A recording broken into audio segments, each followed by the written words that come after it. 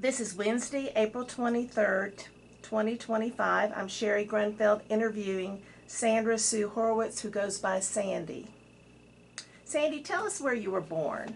I was born here in Dallas at Methodist Hospital on April 21st, 1954.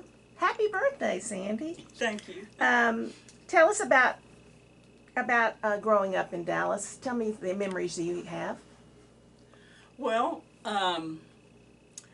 I think I've realized, I realized I was Jewish at a pretty early age, and there was always family and friends around. And Where did y'all live? well, I was born in Oak Cliff, but then my family moved to East Dallas, and I do remember I was about 2 or 3. I remember those memories. And Were there other Jews in Oak Cliff? there were. Now, I was a baby, so I don't remember much, but yes, there were Jewish families. That's where my parents found out that there were other Jewish families in Oak Cliff, and that's where they first went. And then people started moving north. We lived over by, first over by Lover's Lane and Abrams area. And then my dad bought a house over off of Hillcrest in North Haven, which is where I mainly grew up. Tell me about your family. Well, so my father's from Fargo, North Dakota, and my mother's from St. Paul, Minnesota. And mostly my dad's family was pretty close, and my Uncle Bernie, my father's youngest brother, had gotten wounded in the war and ended up at the Veterans Hospital here in Dallas and met my aunt. And then from there, he let the rest of the family know that it was a lot warmer here than in Fargo, and everybody started moving down. And my older brother and older sister were born in St. Paul, and then they moved down, and I was born here in Dallas. And tell me the names of your mother and father. Morris Horowitz is my dad, and my mother was Melissa Rubenstein Horowitz. And do you remember your grandparents? Well, I was very close to my father's parents, my Grandma Minnie and Uncle Pete. They, to backtrack a little, unfortunately, my mother, Melissa, became ill when I was very young. She died when I was 6 years old from cancer. And so my father's parents actually moved in with us for a while and helped take care of us before he remarried. But, and then my grandmother, Minnie, she died while I was in nursing school when I was about 22. But so she was, we were close all the way through, up to high school. I spent time with her almost every week or every 2 weeks. My mother's parents were originally from Poland. They moved out to California, and my grandpa Sam, I was told I was named after him. He died before I was born, but my grandma Sadie, I think she died when I was in high school. But I would exchange letters with her, and I remember her. And then also my father remarried, and I was also close to my stepmother's parents. I called them Nana and Dee Dee. And who did your father remarry?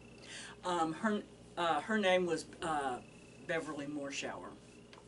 And she had children too? She did. She had, her oldest daughter, Shelley, is just 8 months younger than me. And then my stepbrothers, Scott and Barry. So you had instant friends when they moved in? Yeah, well, our families had known each other. So yes, it went from, I went from being a baby to being the middle child. That's so interesting. Tell me about your schooling as a child. Where did you go to school? Well, I know I went to kindergarten here, um, and I don't remember where it was, but I do remember attending a kindergarten. And then I was 6 when we moved to the house on Hillcrest, which was right over here. I, and I went to Arthur Kramer Elementary School, and that's really where I've met a lot of my friends that some I still keep up with. But I went to Arthur Kramer, and then I went to Ben Franklin Junior High and Hillcrest High School. Tell me about your. Did you have some activities growing up? Was there anything special you liked doing as you were a young child? Well, I tell you, one of the things that that I did, my stepmom found out about Camp Tres Rios, which was a YWCA camp, but a lot of Jewish girls went there, and I started going there when I was 9 years old, and I attended every summer until I graduated high school. And that was really fun. I got to where I would save all my money during the year so that I could go. And That was a fun experience, and you still remember it. Yes. I made some friends that I would even see during the year. And I had one friend that her name was Judy Smith, and we ended up at Stephen F. Austin together the first year. Tell me about religion growing up. Well, our family wasn't, I want to say, real observant, but we did when I say not real observant, we weren't real strict, but we did celebrate all the Jewish holidays, and we went to synagogue on the high holy days. I was required to go to Sunday school until I got confirmed at Temple Emmanuel. So we always had Passover. We always celebrated Hanukkah, and I was involved in BBG, B'nai B'rith, and that was another activity that really was important to me. It was important to me in terms of my social life and developing my interest, and I liked the people in it. What chapter were you in? I was in Zesmer, BBG, and the advisors there were Ruth Heidemann and Clarice Adelstein. During the last year of high school, unfortunately, my father and stepmother were having really difficult problems, and they eventually divorced. And it was Aunt Ruth and Aunt Clarice that I went to both of them on different occasions for advice and help and support, and they were really good. Aunt Ruth invited me over to that Passover that last year. So they really were your aunts, even though they were aunts in BBG. Right. I think they called them the aunts that Yeah, time. I think they did, yeah. Did you have close family friends growing up as well? Did you have did your mother have a close family friend growing up? Oh, yes, yeah. My Seema Frank, who's lived in Dallas. Well, she hasn't lived in Dallas all her life, but all my life. She was friends with my family, and especially my mother, before I was born. And I've, myself and especially my older brother, we've kept in touch with the Franks and their kids all our lives. So they're like your second family. Yeah, in a way. And did she help you when your mother passed away? Yeah, she was there. She's kind of always been in and out of my life. She's invited me over during the years to Hanukkah. Once her youngest son Robert, once he left home, every time he was in town, he would call me, and we've always been in touch. We're still in touch. Tell me about your college years. I bounced around a little bit. I started out at Stephen F. Austin, and I didn't know what I was going to major in, so I came home for a year and a half and decided to go into nursing school, and my dad helped me get like a job at the Presbyterian ER, being what they called as a ward clerk. It was kind of, you know, the person that checked in patients. Anyway, I started nursing school in 1974, and it was it wasn't the UT school in Austin. But you were in Austin? I was in Austin, but I went to what they called a 3-year diploma school, and I, you know, I learned a lot. It was hard work, just like nursing is, but what was the name of that college? it was called the Brackenridge School of Nursing. Now it's under Austin Community College, and what did you do during your career? Can you just sort of give us a quick thing through, like, where did you work and what did you become after? Did you go back to school? Well, I did go back to school. I kind of went back to school and then stopped going to school for 10 years and then went back. But I worked mainly in the hospital. In 1984, I got a job.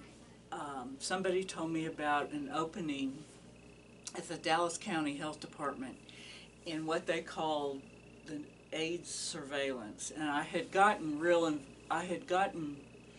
interested in AIDS. Is that because of the date where was it affecting people at that time? Well, yeah, it was starting to show up in Dallas in 1984, and I had come out as gay 5 or 6 years before that, and I knew a lot of gay men that were starting to get sick, and so I started working there, and that from there I realized I needed to finish my bachelor's, and I eventually, in 2002, became a nurse practitioner. And so I've recently retired from nursing, like in the last year, but I spent about 22 years as a nurse practitioner and 25 as a registered nurse. And were you happy with that profession? Did it fulfill you? How did you decide to become a nurse? Well, to be honest, I followed my older sister's footsteps. She wanted to be a nurse. She eventually became what they called a licensed practical nurse, but she went the route of getting married and having kids. But Bethy was the one that kind of put the seed in my brain. But I had also, around that time, my father had one of the first open heart procedures here in Dallas.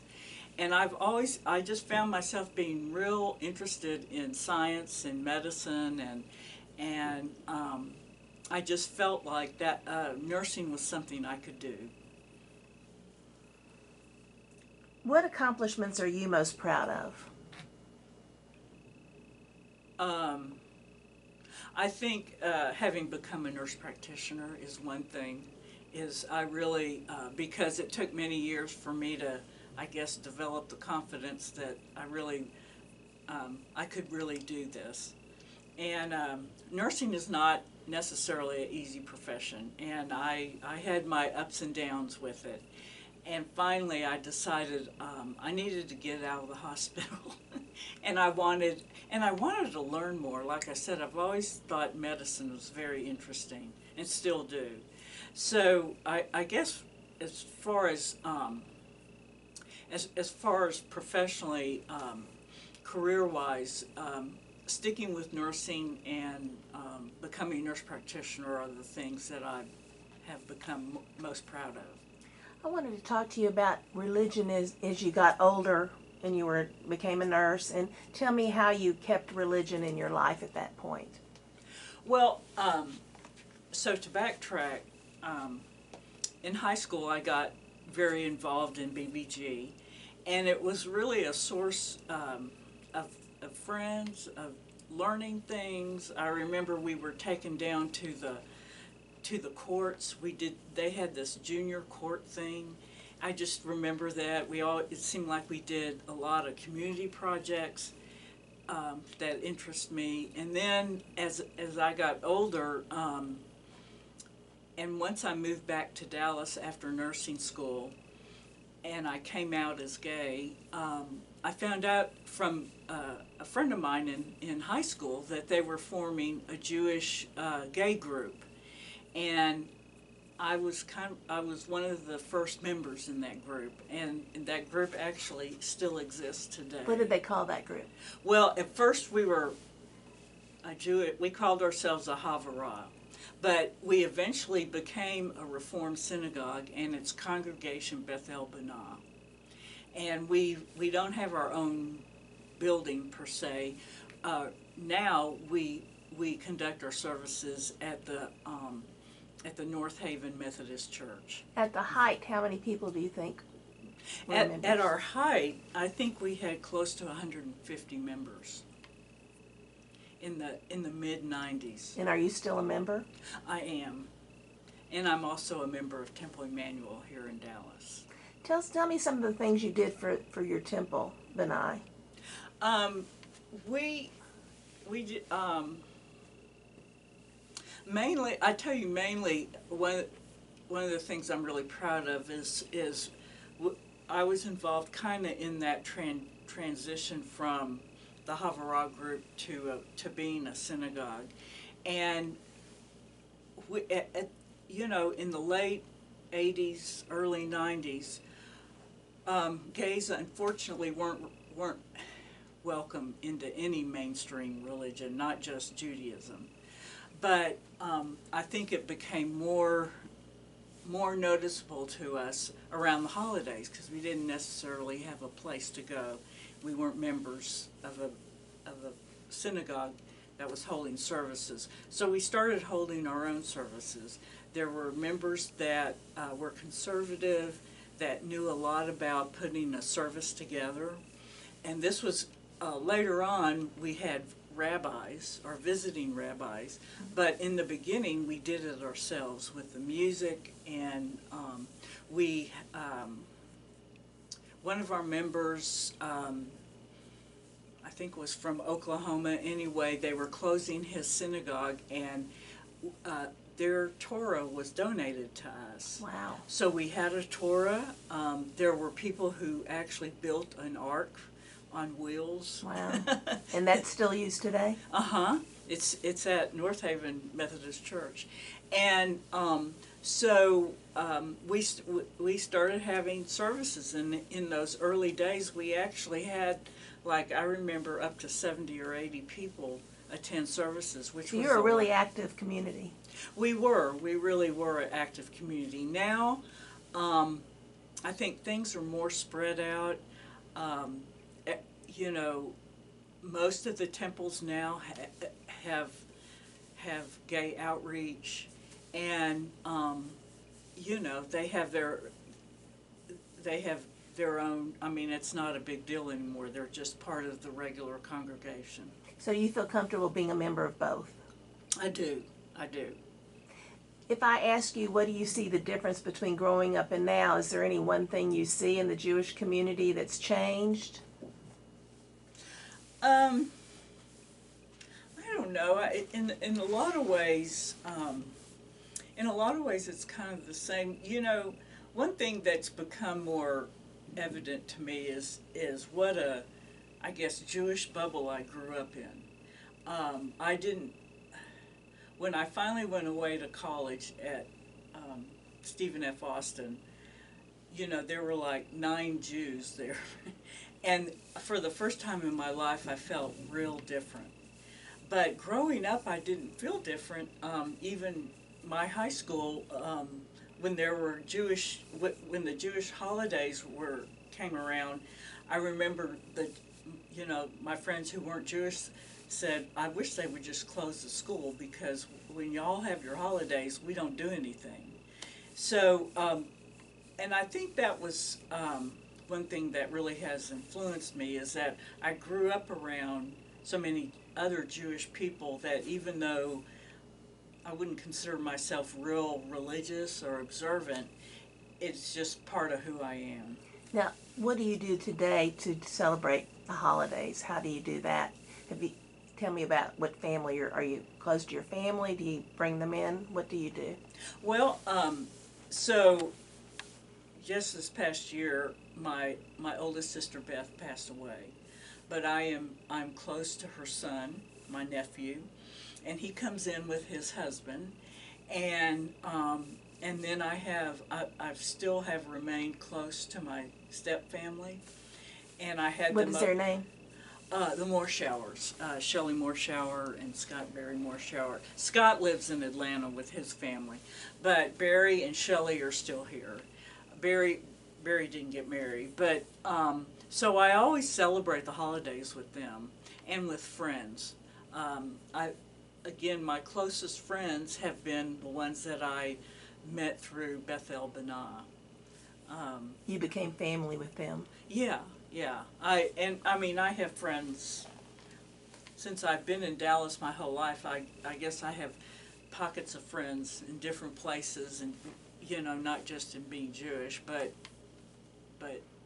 And now you have retired. Tell me what you're doing, filling your time now. Well, it's kind of funny. One of the things I do is with Seema Frank, who's now 97 years old. I had never learned how to play mahjong, but Seema is living at home. She didn't want to go to a nursing home, and so I thought, I need to. What I did is I learned how to play mahjong, and I go see her and play mahjong about once or twice a week with her. Oh, that's lovely.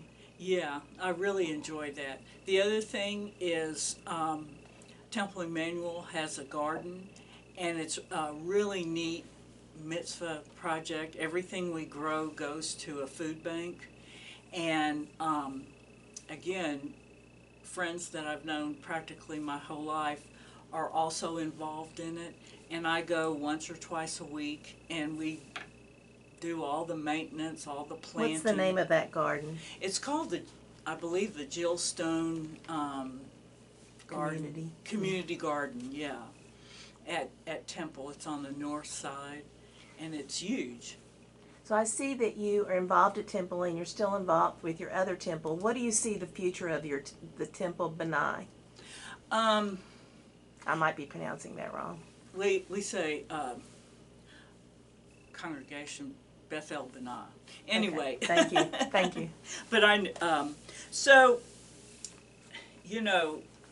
that congregation was started when I was in my 30s, and most of the other people were anywhere from 20 to maybe early 40s, and so again, because things change culturally about gays, all the major synagogues have gay outreach, or they welcome people regardless of their orientation, and so our synagogue kind of is getting older and smaller, and I don't know how much longer it will be around.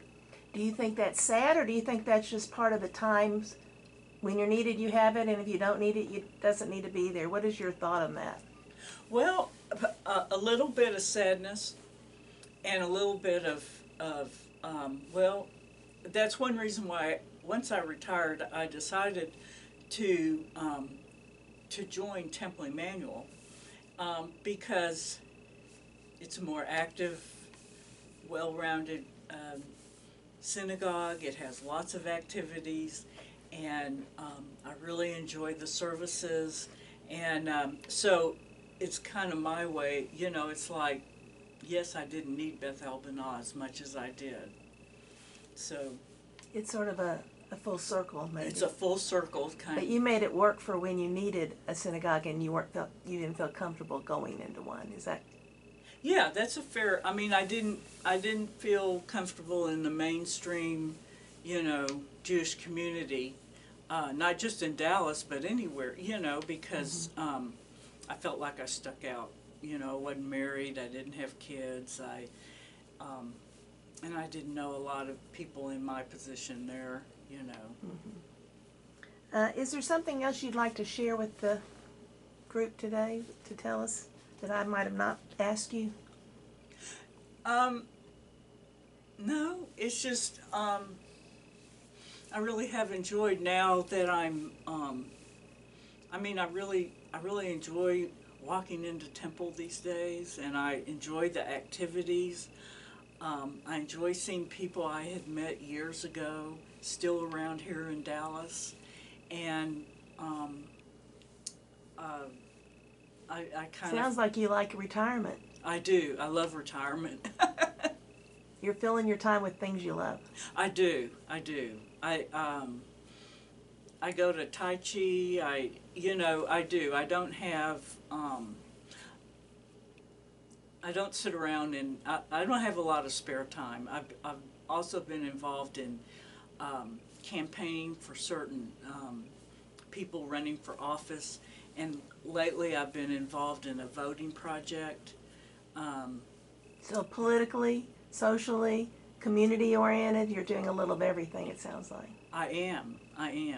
And I didn't ask you where you're living now. Where did you end up living? Well, I live down the street from Temple Emmanuel, and it's kind of funny because it's right there. It's on Bandera. But my grandmother, once my dad remarried, we got them into these apartments across the street from Temple Emmanuel on Del Norte and Hillcrest. And I loved going over there to see her so much in high school that when I moved back here, I found an apartment over there to live, and then now I've eventually found a condo to buy over there. I've lived back over there for 10 years. Well, Sandy, I want to thank you for sharing your life today with the Dallas Jewish Historical Society. We appreciate it. It was just so interesting. Thank you. I appreciate it too.